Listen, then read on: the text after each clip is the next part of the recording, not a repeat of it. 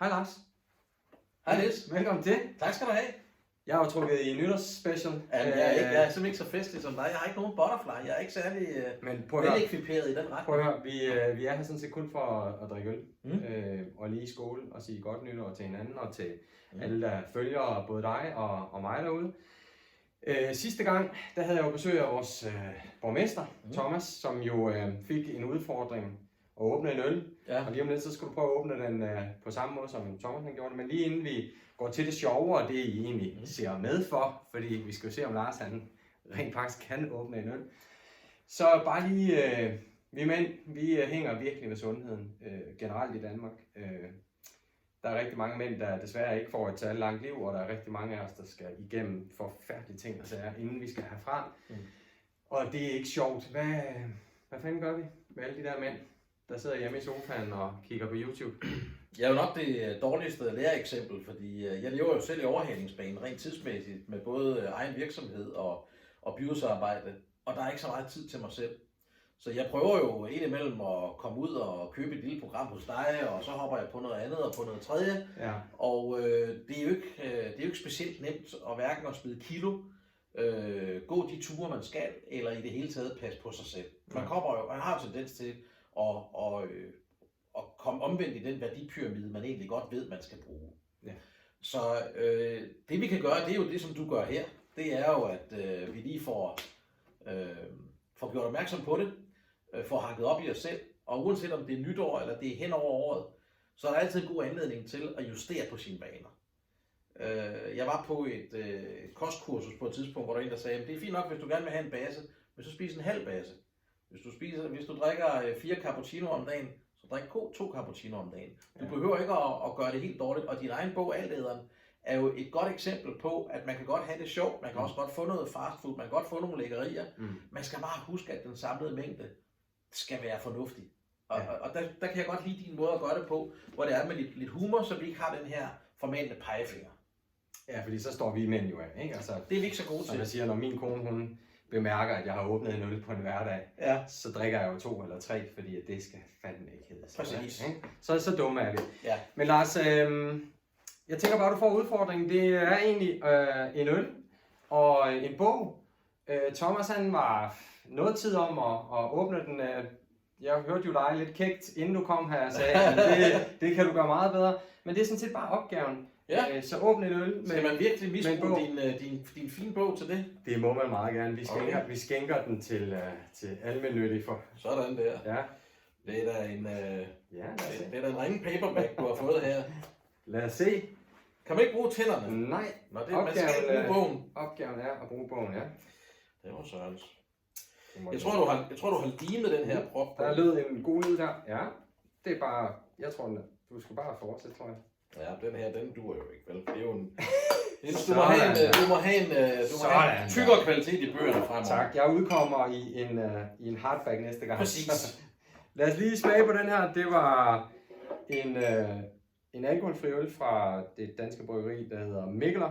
Som godt nok er... prøvet før, har vi det? Det har vi, ja. Som godt nok er lidt en sommerøl, men... Jeg må erkende, at jeg drikker ikke meget øl. Nej. Men hvad synes du om smagen her? Jeg synes, den er lidt for bitter. Bitter? Det skal øl jo være, Lars. Jamen, det er jo ikke solvand, altså. Har du ikke en næseøl? Jo. Det har jo lige været jul. Men faktisk meget apropos. Så kommer din udfordring så. Ja. Altså man kan sige, du klarede det jo bedre end Thomas, bare lige for at sige. Det synes jeg faktisk var rigtig flot. Thomas han foldede jo bogen 4 eller 5 gange for at komme til. Jamen, han har jo også baggrund i HR, så han har jo nok nogle bløde kontorfingre. Jo. Vi andre, der kommer på byggepladsen, men jeg ville jo helst have haft en anden øl til at åbne med jo. Altså. Og det er faktisk din opgave. Sådan der. Jo, ikke? Det var faktisk din opgave. Ja. Uden at have, og du siger, lige pludselig fandt jeg ud af, at du også kommer på byggearbejdspladser. Kunne du ikke også åbne en til mig? Fordi jo. Så vil jeg gerne, jeg vil også godt have en øl. Så temmelig simpelt, og det har du prøvet før. Lad os prøve at smage den her, som så er fra Bornholm, som kommer fra Svanike Bryggeriet. Den skønne ø Bornholm, som jo leverer rigtig mange gode de leverer fødevarer. Både is og lakrids og sild og alle mulige gode varieteter. De er jo efterhånden ved at udvikle sig til noget af en gourmet ø. Ja. Men det er også en demokratiø. Det er jo der, vi har folkemøde. Det er der, du arbejder, ja, i hvert fald noget over det. Ja, vi har telt derovre som bureau, og vi har også, jeg har også været derovre som byrådsmedlem og deltaget i nogle debatter. Mødet mellem befolkning og politikere, embedsfolk, fagfolk, NGO'er, det er jo ekstremt vigtigt. Folkemødet tror mange, at det ikke er, det er sådan elitært, og det er ikke for folket, men der er jo faktisk 100.000 derovre i løbet af de der dage. Jeg synes faktisk, det er et rigtig, rigtig godt sted, hvor man får lært dem, man kun ser på tv, eller når man mødes med i debatter i mere formelle fora, så pludselig så står man der i kort bukser og sandaler og sluder sammen og løser verdens problemer. Det er da fantastisk. Ja, det er ret fantastisk. Så det kunne, jeg har tænkt mig at tage afsted i år, så hvis der er nogen, der har lyst til fra Roskilde eller omegn, så synes jeg, vi skulle mødes derovre. Og vi har telt nede på Sverigesvej, nede ved Allinge Røgeri, så kom forbi Lindskov-teltet. Var der øl dernede, eller hvad? For de indvidede. Fordi så er det indvidede. Okay, ja. Men så synes jeg, den her den er fin. Don't worry. Ja, skål. Skål nytåret ind, og godt nytår. I lige måde.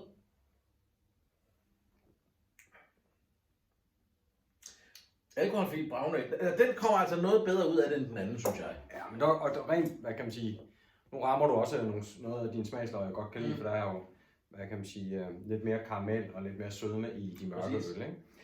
Og den kan jo bare, også fra Nordjylland, vi varmer den jo op og hælder sukker i, og så får vi jo varm næsøl til risengrød. Ja, det er rigtigt. Og der vil den her være fin. Det vil den faktisk kunne gøre, ja. Men også bare sådan en rigtig god vinterøl til noget kraftig mad, ikke? Og lækker. Og står du og tænker, at den mangler alkohol? Nej, ikke den her. Den synes jeg faktisk godt kan du på alle mulige årstider faktisk. Yes. Godt, jamen Lars, tak fordi du vil komme, og til jer derude rigtig godt nytår. Hvis I vil læse mere om ølene, så kan I bare læse ind på hjemmesiden omkring det. Og så er der egentlig bare den sidste del, du skal jo egentlig give stafetten videre, og jeg tænker jo, altså hver gang så øges niveauet jo for, hvordan man skal åbne en øl. Jeg har ligesom fundet ud af, at slutningen, det bliver, at vi ender ved Donald Trump, som med Airbus, Air Force One med snuden åbner en øl. Sådan. Men indtil da, der skal vi egentlig bare have en masse sjov og ballade og møde en masse spændende mennesker. Så jeg tænker på, hvem har du tænkt, den skal videre til? Jeg tænker på Naser Khader. Ja. Fordi han er jo sikkert han er jo en rimelig assimileret muslim, vil jeg sige. Ja. Så jeg kunne godt forestille mig, at han godt kunne tænke sig at prøve en alkoholfri øl. Jeg er sikker på, at han kender den, men det giver en god anledning til også at snakke sundhed med ham. Han dyrker jo rigtig mange frugter og kommer hjem med sten og alt muligt andet og dyrker sine egne fine træer og alt muligt andet i sin have. Okay. Så han er meget bevidst om den her slags ting. Super. Og dyrker karate her i byen og det hele, så ham tror jeg, du vil have glæde af at få besøg af. Jamen, Nasser, hvis du ser med her, så er det altså et skud ud til dig, og et håb om, at jeg må komme på besøg på Borgen og skænke dig en alkoholfri øl og tage en snak om mænds sundhed. Men så er der egentlig ikke bare andet at sige tak for den her gang, og tak fordi du kom, Lars. Tak selv. Godt nytår. Godt nytår. Fedt. Og så kunne vi lige tage den, hvad hedder det, så bare lige tage et klip, og så